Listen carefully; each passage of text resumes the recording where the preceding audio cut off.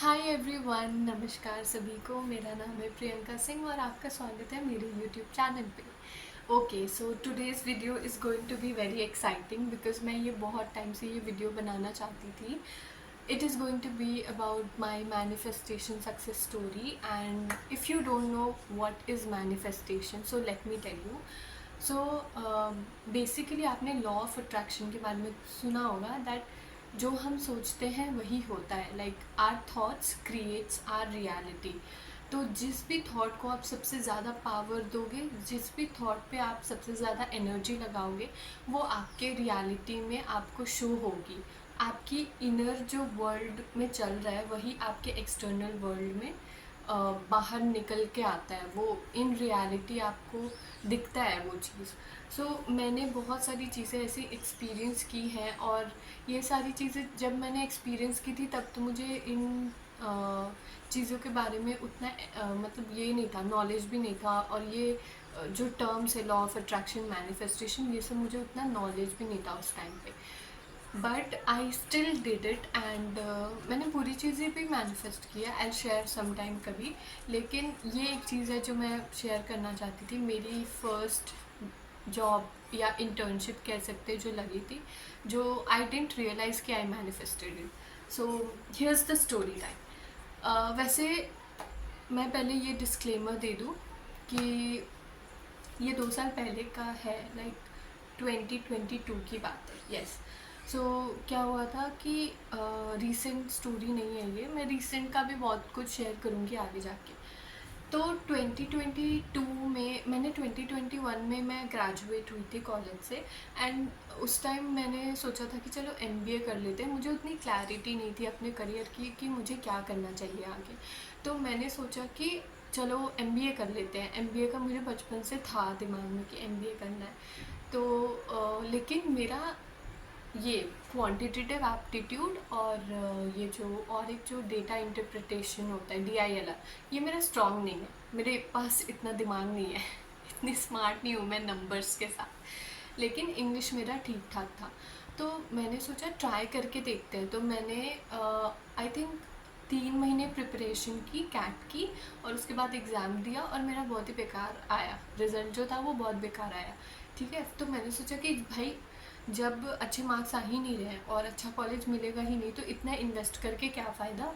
इतना मैं नहीं इन्वेस्ट कर सकती अभी। मेरे दिमाग में वैसा था कि नहीं यार अभी नहीं, अब चलो फिर से ट्राई करते। तो मैंने सोचा चलो एक और साल अच्छे से तैयारी करके देंगे।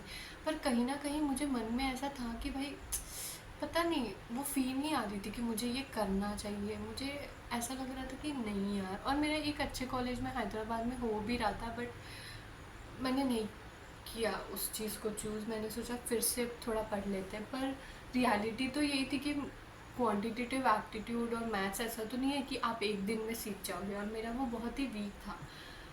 तो मैंने सोचा कि चलो ठीक है देखते हैं। फिर जब मेरा रिज़ल्ट आया था उसके बाद I got so depressed. I think सिर्फ 4 महीने के लिए सिर्फ बोल रही हूँ सॉरी, पूरे 4 महीने आई वॉज, मतलब मैं सिर्फ फ़ोन चलाती थी। दिन दिन भर मैं कुछ बिंज वॉच करते रहती थी।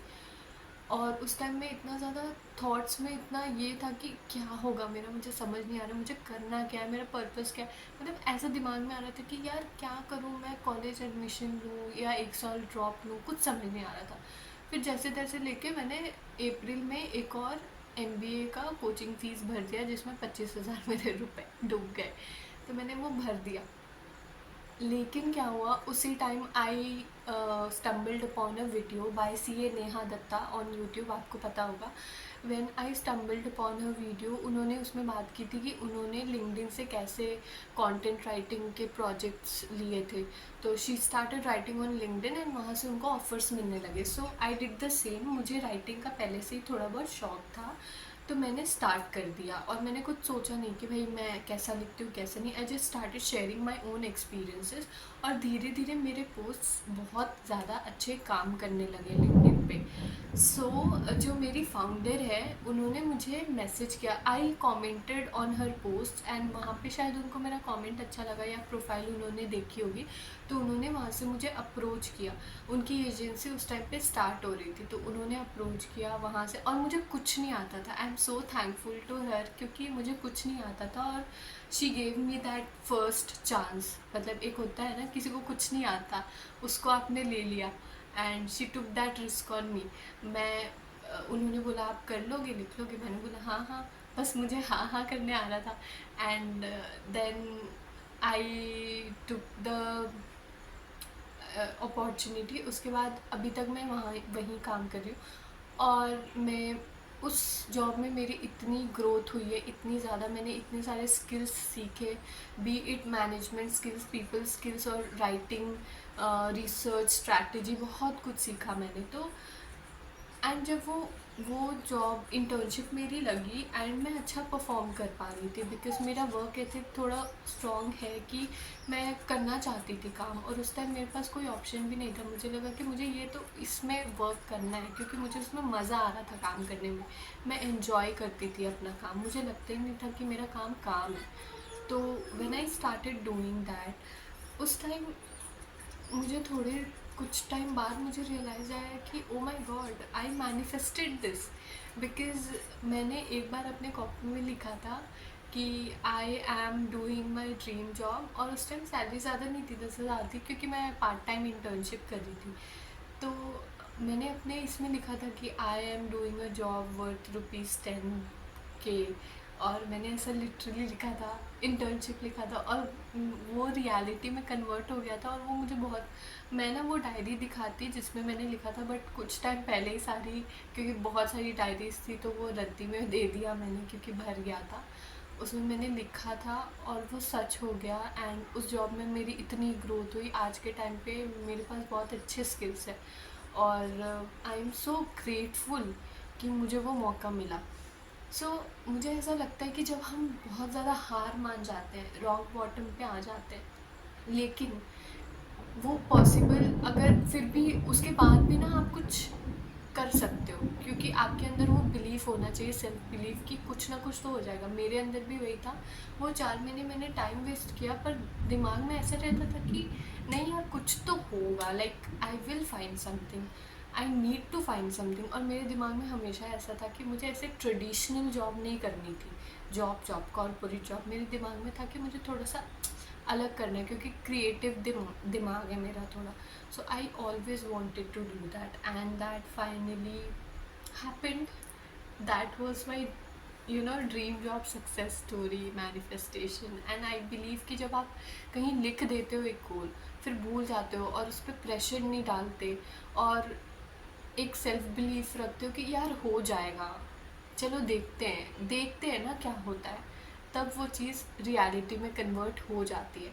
And I think you can also do that. अगर आपको अपने लाइफ में अभी ऐसा फील हो रहा है कि यार कुछ नहीं हो रहा है, मैं क्या करूँ, take a notebook, write down your, अभी जो नियरेस्ट गोल आपको चाहिए कि इतना कमाना है, या छोटे से स्टार्ट करो, क्योंकि एकदम बड़े से स्टार्ट करने से क्या होता है, थोड़ा सा ऐसे बिलीव नहीं हो पाता। तो छोटे से आप स्टार्ट कर सकते हो, बट योर चॉइस। अगर आपको लगता है बहुत बड़ा आपको करना है, तो आप लिख सकते हो कोई बहुत बड़ा गोल भी। लिखो उसको, प्रेजेंट टेंस में लिखो कि I have this job, and then अंदर एक बिलीफ रखो कि हो जाएगा, देखते नहीं होगा तो कुछ और अच्छा हो जाएगा। ये माइंडसेट रखने से ना मुझे लगता है बहुत सारी चीज़ें मेरी लाइफ में मैनिफेस्ट हुई हैं, और बहुत पॉजिटिवली हुई हैं। And the life I am living right now is the result of all of my positive thoughts.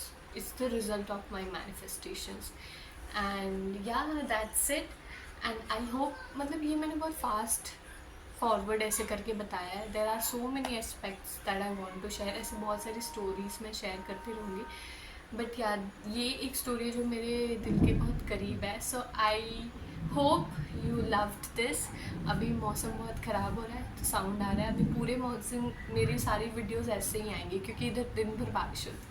Okay, yeah, so what was I saying? Thank you so much for watching my video. Thank you so much for giving so much love. I hope आप मेरी video पे आते रहो, अपना support और प्यार दिखाते रहो, और आपको और भी कुछ फीडबैक देना हो तो आप कमेंट्स में दे सकते हैं। और आपको कुछ वीडियो मतलब ऐसे दिमाग में है जिस पे मैं क्रिएट करूँ तो मैं ज़रूर क्रिएट करना चाहूँगी, आप कमेंट कर सकते हो। Thank you so much, bye, take care, lots of love from me to you and your loved once.